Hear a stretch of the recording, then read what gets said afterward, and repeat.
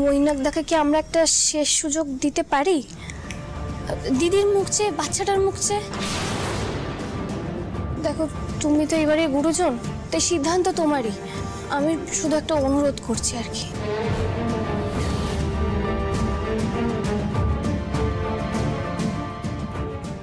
বেশ, তাই হবে।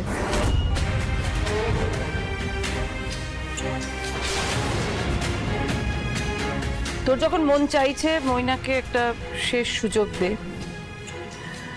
মিতুল, তুমি তোমার স্বামী সন্তানকে নিয়ে এই বাড়িতে থাকতে পারো,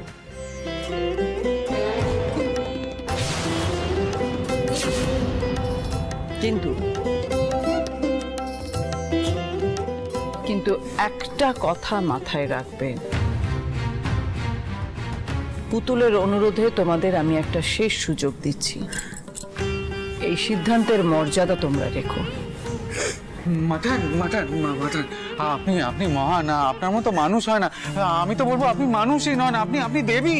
মাঠান, আপনি সাক্ষাৎ মা দুর্গা। মাঠান মাঠান মাঠান মাঠান মাঠান, ছাড়ো পা ছাড়ো। না না, আমি ছাড়বো না, আমি ছাড়বো না। আপনি আমার জন্য যা করলেন, আপনি আমি আমি সারা জীবন আপনার পদতলে দাস হয়ে থাকবো। মাঠান, পা ছাড়ো আমার। ওঠো ওঠো, উঠে দাঁড়াও, ওঠো। তোমায় দাস হয়ে থাকতে হবে না, নিজের প্রতি সৎ থেকো আর পুতুলের কাছে কৃতজ্ঞ থেকো। যাও, ঘরে যাও তুমি বাচ্চাকে নিয়ে। পুতুল, এই না না না না, কি করছো? এসব করো না প্লিজ। পারলে মাঠান যেগুলো বললো সেগুলো মাথায় রেখো, আর এবার দয়া করে একজন মানুষের মতো মানুষ হওয়ার চেষ্টা করো।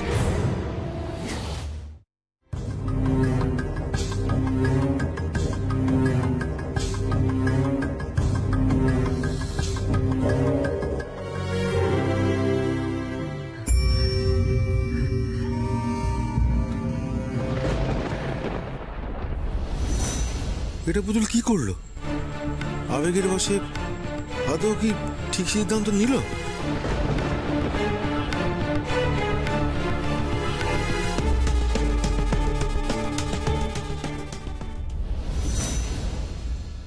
আয় আয় চাঁদ মামা টিপ দিয়ে যা, চাঁদের কপালে চাঁদ টিপ দিয়ে যা। কই রে, মাছ কাটলে মুড়ো দেব, ধান কাটলে কুড়ো দেব, কাল গরুর দুধ দেব, দুধ খাওয়ার বাটি দেব। আয় আয় চাঁদ মামা টিপ দিয়ে যা।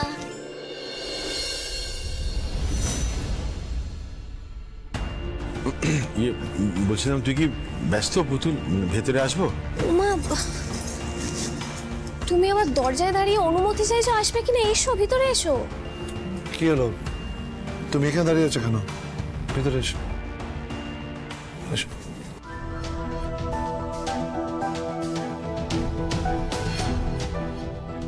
কি গো, কি হয়েছে? তোমার মুখটা এরকম লাগছে কেন? না মানে এরকম লাগছে, তার একটা কারণ আছে পুতুল।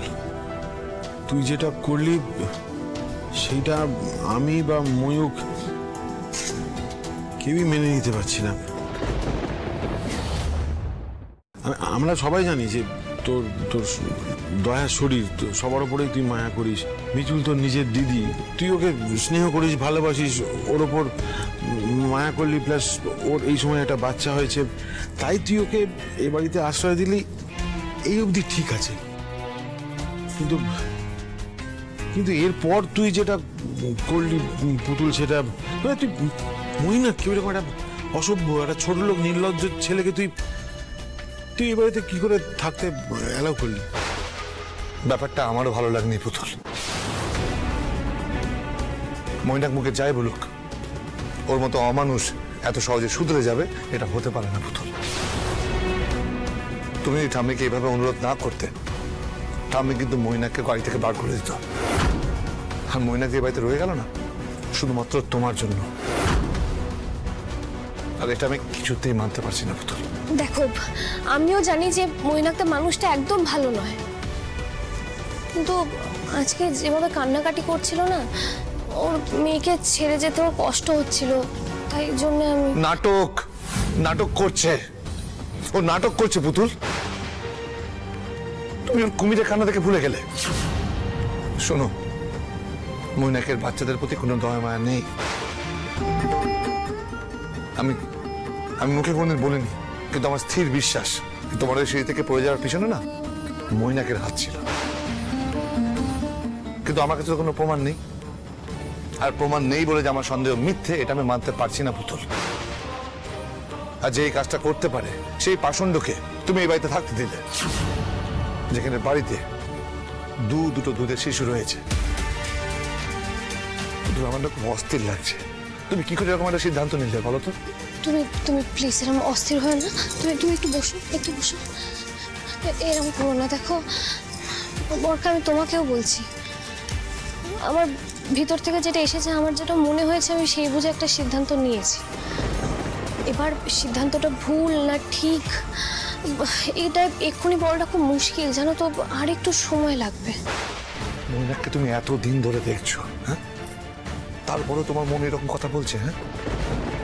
মানে তুমি এরকম কেন অদ্ভুত কথা বললে আমাকে একটু বোঝাবে প্লিজ। কারণ দিদি আর মৈনাক দেখে আমি যদি আর একটা সুযোগ না দিতাম, তাহলে আমার মনে হতো ওরা আমাদের সাথে যে অন্যায়টা করেছে, আমরা আবার সেই অন্যায়টাই ওদের সাথে করছি।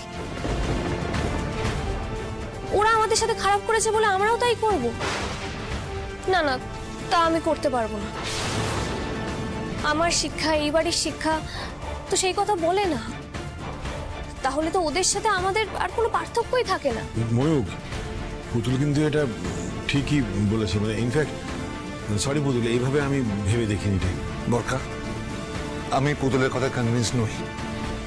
দেখো পুতুল, আমি ছোট থেকে একটা কথা শুনেছি ঠাম্মির কাছ থেকে, স্বভাব যায় না মলে। আর মৈনাকের স্বভাব রাতারাতি পাল্টে গেছে বা যাবে, এটা আমি বিশ্বাস করি না।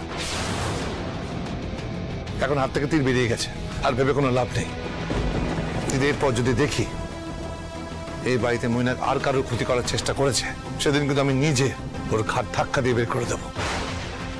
আর সেদিন কিন্তু আমি কারোর কথা শুনবো না পুতুল, তোমার কথাও না। তুমি একদম চিন্তা করো না। এরপরে যদি দিদি বা মৈনাক দাব আবার এরকম কোনো খারাপ কাজ করে, তাহলে ওদেরকে শাস্তি দেবে নিজে মাঠান। মাঠান ফিরে আসার পর এখন কঠোর হাতেই সংসারটাকে বাঁধতে চাইছে, আবার সবটা আগের মতো করতে চাইছে। এই সময় যদি ওরা এমন কোনো অন্যায় কাজ করে, আমার বিশ্বাস মাঠান ওদের এমন কঠিন শাস্তি দেবে যে ওরা জীবনে কোনোদিন ভুলতে পারবে না। তাই বলছি, তোমরা একটু ঠাকুরের উপর ভরসা রাখো, আর বাকিটা সময়ের উপর ছেড়ে দাও।